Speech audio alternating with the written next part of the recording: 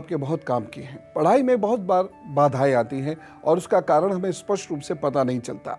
आज मैं आपको उन्हीं दो ऐसे लक्षणों के बारे में बताने जा रहा हूं कि यदि वो आपके हाथ पर मौजूद हैं तो वह आपके अध्ययन में, आपकी पढ़ाई में, आपकी स्टडीज़ में, चाहे वो प्राइमरी हो, सेकेंडरी हो या हायर लेवल पर हो, उसमें बाधाएं उत्पन्न अवश्य करेंगे।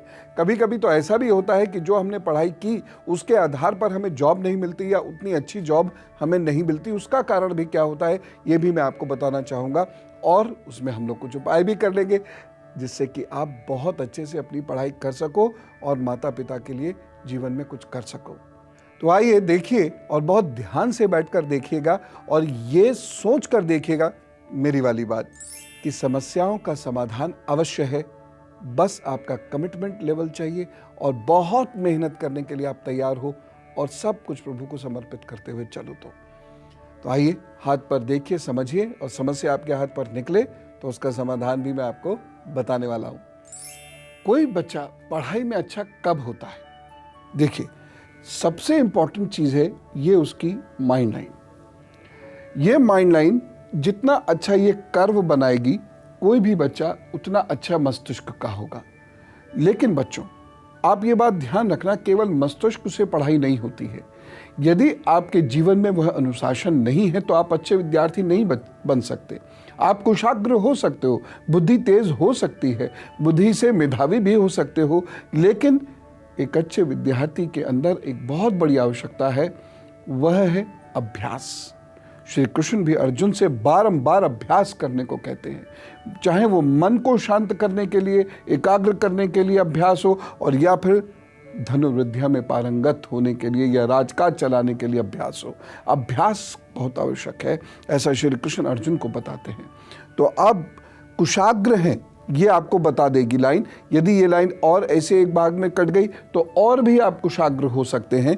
यदि आपकी ये रेखा यहाँ से चल के और नीचे आ रही है तो मन में कल्पनाशीलता भी है, कुशाग्रता भी है। लेकिन अगर आपकी यह जीवन रेखा ये कमज़ोर है, ये यहाँ से कटी फटी है, पतली है, टूटी है, तो हो सकता है कि आपके अंदर अभ्यास ना हो, अभ्यास करने की टेंडेंसी ना हो। ये आपकी कुशाग्रता को बेकार कर देगी क्योंकि आप मेहनती नहीं रह पाओगे। और जो व्यक्ति मेहनती नहीं है, चाहे वो कितना भी जानता क्यों ना हो, वह आगे जाके किसी ऑर्गेनाइजेशन के या अपने परिवार के काम नहीं आ सकता और लोग उसको तिरस्कृत करते हैं। मैं आपको ये बताऊंगा एक दो दिन में कि किस प्रकार से वो लोग होते हैं जो अपने ऑर्गेनाइजेशन में बहुत प्रतिष्ठा पाते हैं और कौन वो लोग होते हैं जो तमाम दिमाग के बावजूद अपने ऑर्गेनाइजेशन में प्रतिष्ठा नहीं पा पाते। अभी तो खैर ये समझिए, एक ये स्थल बहुत महत्वपूर्ण होता है यह जानने के लिए कि कौन सा बच्चा कितना बुद्धिमान है, वह कितनी बातें सीख सकता है। और ये वाला हिस्सा होता है ये जानने के लिए कि कौन सा बच्चा सीखा हुआ लिख सकता है या बोल सकता है या उसको जीवन में उतार सकता है। यह मैं अभी आपको बताने वाला हूं कि इन रेखाओं को कैसे देखकर आप ये जानेंगे कि आपको पढ़ाई में दिक्कत है तो कहाँ है, और समय रहते नहीं सचेत हुए तो आप पिछड़ सकते हैं।